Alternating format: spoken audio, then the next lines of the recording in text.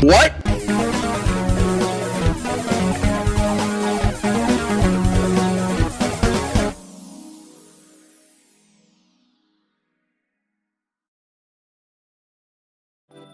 Do I like onions? I guess I like them sauteed. Hello and welcome! This is Aza3 and welcome to another fabulous episode of Let's Play Kirby Return to Dreamland! Today, we explore Onion Ocean a little more as we float this little inner tube. This cute little tube. So yeah, this is late, by the way. I'll get more effective. You've heard this spiel before. I'm a young man. I'm learning the art of being responsible. Implying I'm responsible. Anyway, you'll see episodes soon. I've said this too many times, so yeah, enjoy what you have, and I'll make sure it's frequent, but I'm not giving specific dates. Anyway, so as you see, for now, just proceed through the level. You're not going to see anything majorly sticking out as though you need to go out of your way. As of this point, just make it through. So just climb along here. You can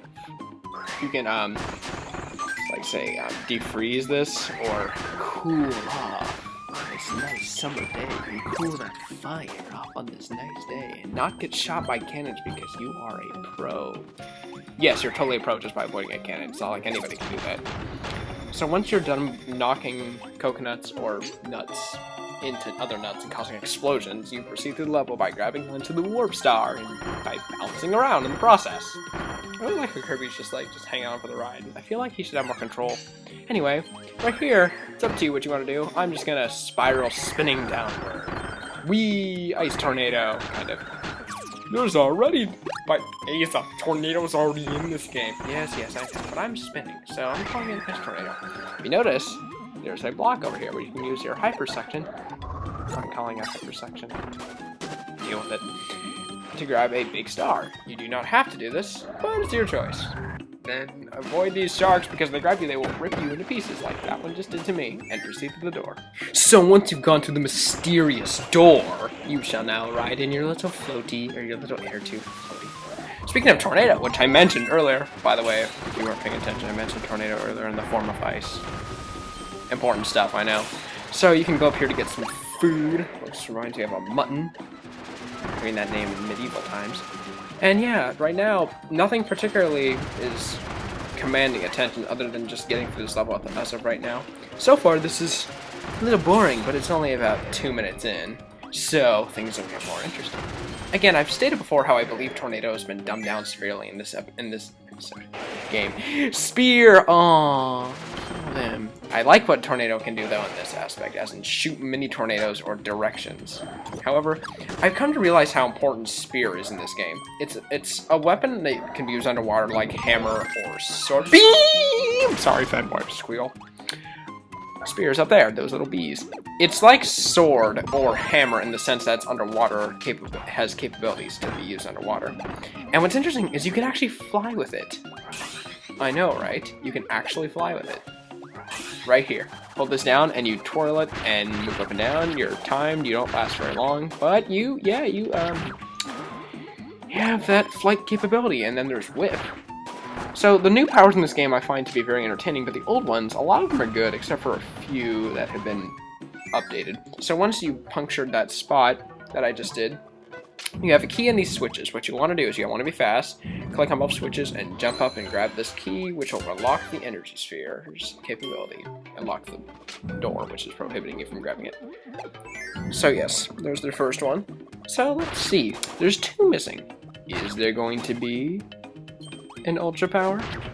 I also like, another thing I like about Spear is how, well, I like how it's projectile. It's good for distance and when you're in close combat with somebody. And again, the flying thing. What the heck?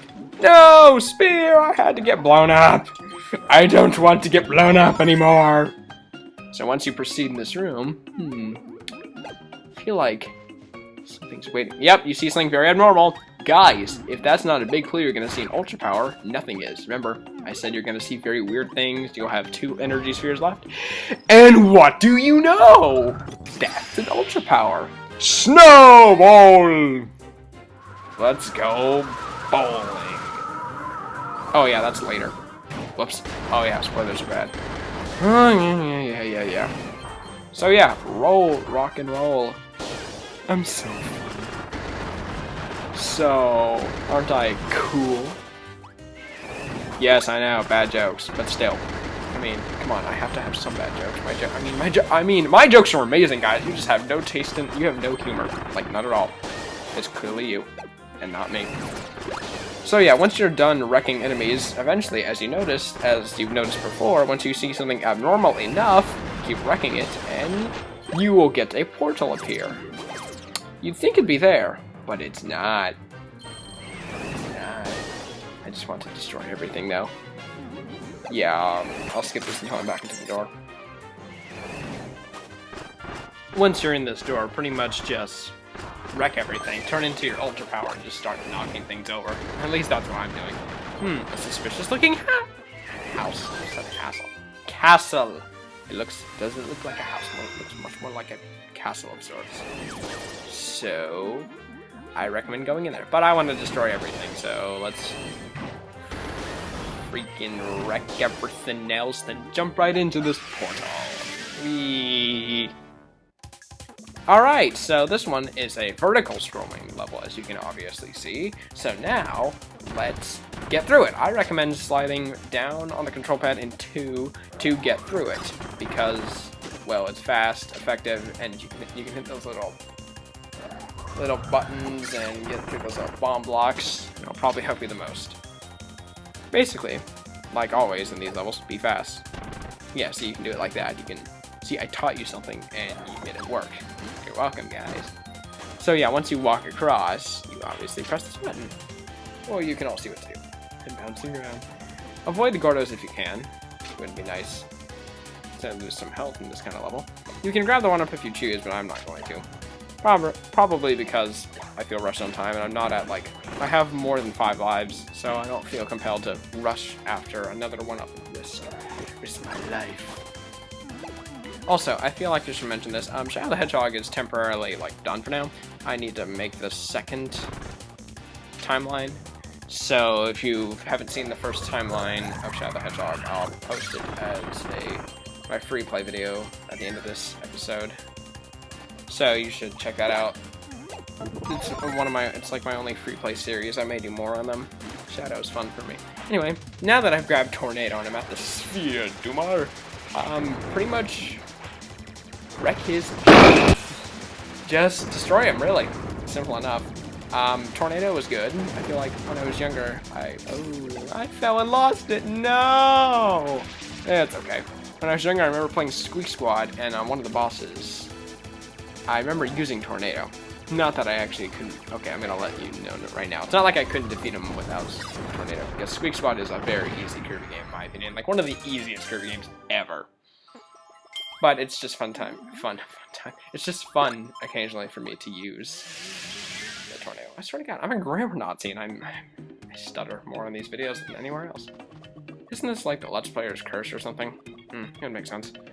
Anyway, run with your little legs, run into the door. And now, let's prepare to launch ourselves and not reach number 1, because we don't care. So I'm gonna press it, and I'm at, oh yeah, number 1, yeah, I feel like number 1 right now. Oh yeah, I feel pretty good about myself. Yay. Alright, so now let's continue the next part of the level, or the next stage of this overall level, to correct myself. Okay, the 30 energy sphere checkmark has been reached. So now, let's go into this world. As you can see now, let's go down this ladder. Oh, it's a water level. It's not that bad. I think the Mario water levels are worse, but this isn't that bad. Alright, and as you can tell, you just have to keep swimming, just keep making fun of Finding Nemo. You know, they're actually making a sequel to that? Yeah, cool. So, you can head up here if you want. And while you're up there, you can get Sword, which I recommend getting, because Sword is power that stays with you when you're underwater. It doesn't just disappear. I'm gonna dive down there like a man, like a cool man. When I say like a man like that, I imply with a lie. It's implied that I mean with a lot more respect, because cool moves make someone cool. and cool. Alright, so basically just cut your way through things until you climb up this ladder once you get the cherry if you choose to, which I'm not going to. Avoid those those leaf enemies' attacks, and just keep moving along, cutting whatever you see fit and worthy of cutting. Actually, I'm going to take Spark, so I have a barrier. Because barrier, the crash enemy, let's kill him. The crash enemies, they will explode if you get too close to them, or if you don't kill them quick enough. They've been in previous Kirby installments.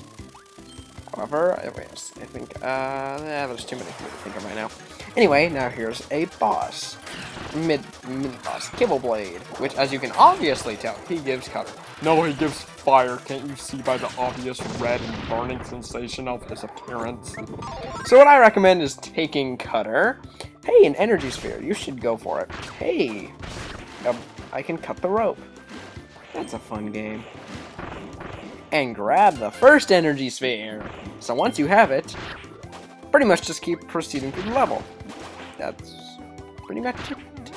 Alright, so you have the first one, so go through the door. And now, I see Spear again. Spear is a power that also cuts ropes, but it lasts underwater, unlike Cutter. So I think I made the right decision by trading up. I like how Kirby looks in that little inner tube. That looks so badass. By the way, I'm floating my cute inner tube. I just like how he looks. He looks so cute. So I'm gonna kill that little I want to say like fish alligator type thing, or that fish, I guess is the basic classification. So yeah, once you're done wrecking things, I'm going to recommend, oh yeah, you actually need a spear right here. Almost an axe. Too much Animal Crossing. So yeah, oh yeah, right here. No, that's not. Oh yeah, it's over here. Go down, head to the left, and use your spear to hit that switch. So you can go in this doorway, gather. What's that? An energy sphere? Yep. This is the second energy sphere. It is safe. Because this is not American Idol.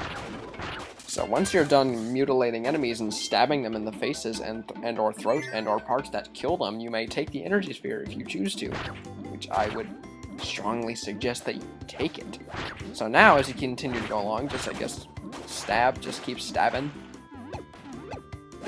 You know how cool that statement is? Really cool, because there's no G on the end of it. Stabbin'. So here's a boot. You should wear the fabulous boot, because it clashes with Kirby and doesn't make him look good. But who cares about that? Obviously, not me. Anyway, stomp on those stumps that you generally handle with stone or hammer, or you lose your power and you feel really bad about yourself. But yeah, stomp on those stumps to activate events that correspond. So boots, like cannons in this game, last for a limited time only. Boots will allow you to jump on Gordos, and they allow you to jump around. However, here's an important fact. If you're in the boot while you fall to your death, jump out of it immediately. Boots can also crush those gold blocks. So whenever you're in a boot that's falling and you think you're gonna die, get out of it. You don't have to stay in there. Come on, if you jump in consecutively and end up making it up here, crush this big block, and now you can abandon it. Grab your third energy sphere, which you have one more to go. Pull the lever. Ah, I swear I have an accent somewhere in my voice. I've got an accent, I know it. Shut up, people who say I don't. I know I do. You may as well just just head down and to the right. Eventually, you'll find these happy-looking eels who want to om-nom-nom your face. Don't let them om-nom-nom your face, because it won't be cool when people laugh at you and you'll make a mistake, and you don't want to make this kind of mistake when people laugh at you when you seem pretty confident that you won't run into them. But it's not the end of the world if I do. Actually, why not? I'll let you guys eventually see what happens if I do. Maybe, if I happen to be stupid enough to fall into it. So, here's the fourth energy sphere. Now let's see, just use your bubbles to smack the blocks. Here's what happens. You get eaten, you get chewed up and spit out into the world. Like society. No, I'm kidding. So, keep moving upwards, and I guess to pace yourself with these little happy ears. And there you go, guys. The second stage is complete. Now we get to jump up into the clouds. Boing! Wow, I'm doing a lot better. This is kind of new for me because I usually don't care enough. But this, I guess I'm beginning to care a little more, obviously. Apparently, yeah, so I feel good. This is nice. This is nice. So, I hope you've enjoyed this wonderful episode. I've been AZA383, and I'll see you guys next time while we get really close, if not finish, Onion Ocean. Bye, guys.